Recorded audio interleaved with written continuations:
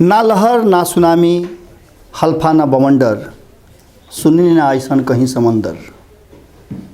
सुननी ना ऐसन कहीं समंदर, समंदर उफनत अगर होखे तो बवाल होला। समुंदर उफनत अगर होखे तो बवाल होला। सियासत के चुप्पी बड़ा कमाल होला।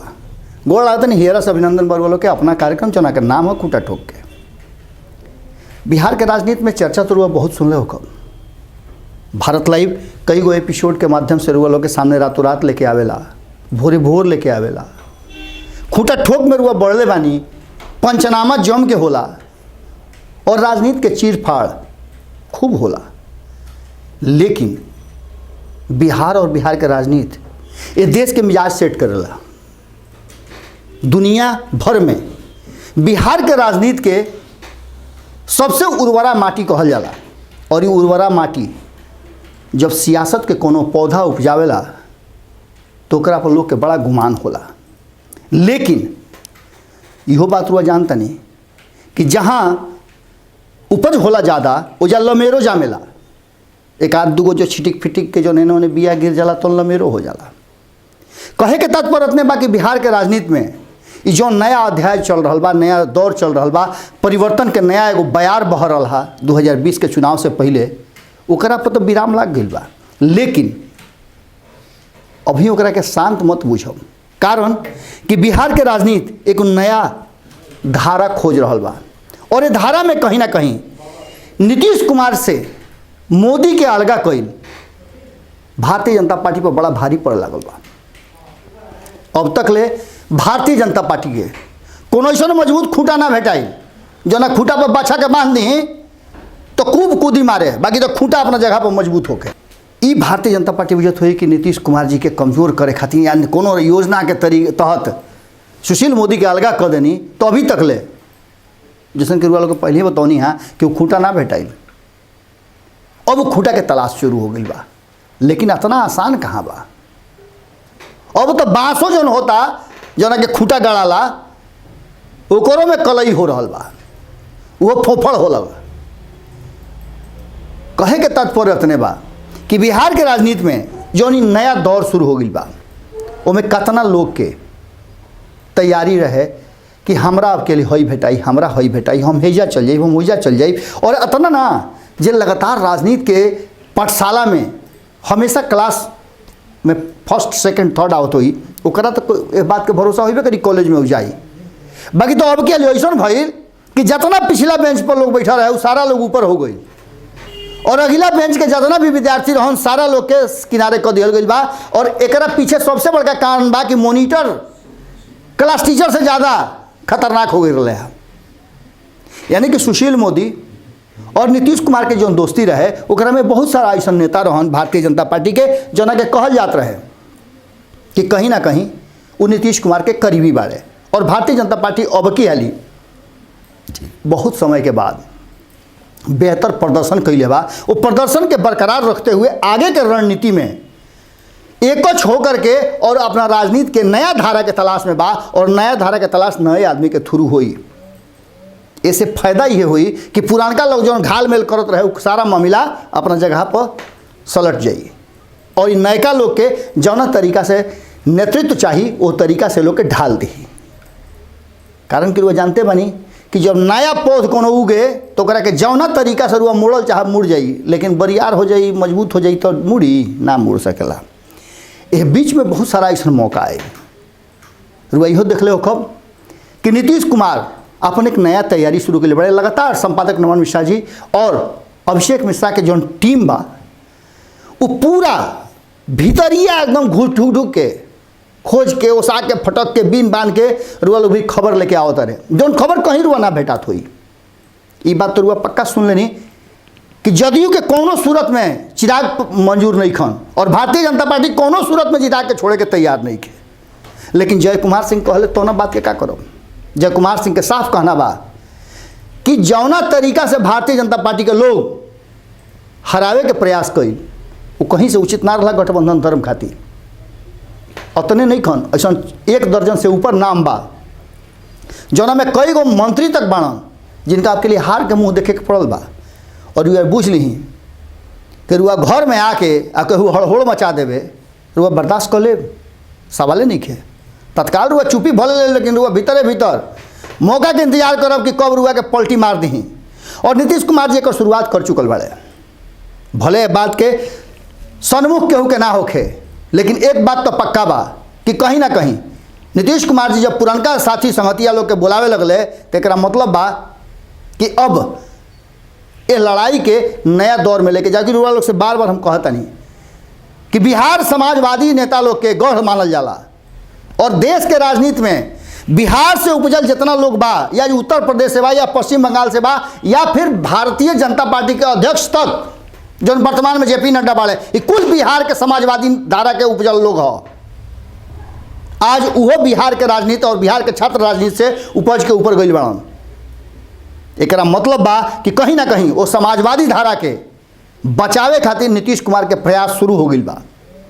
भले ही नीतीश कुमार इस बात के लेकर के कि बिहार में एगो सरकार रहे जो अस्थायी रूप से चलत रहे, जौन से बिहार के लोग के कुछ फायदा मिले, केंद्र के साथ सामंजस्य बैठा करके बिहार का विकास किया जा सके, लेकिन एकरा में अब बुझाता कि अड़ंगा लगी।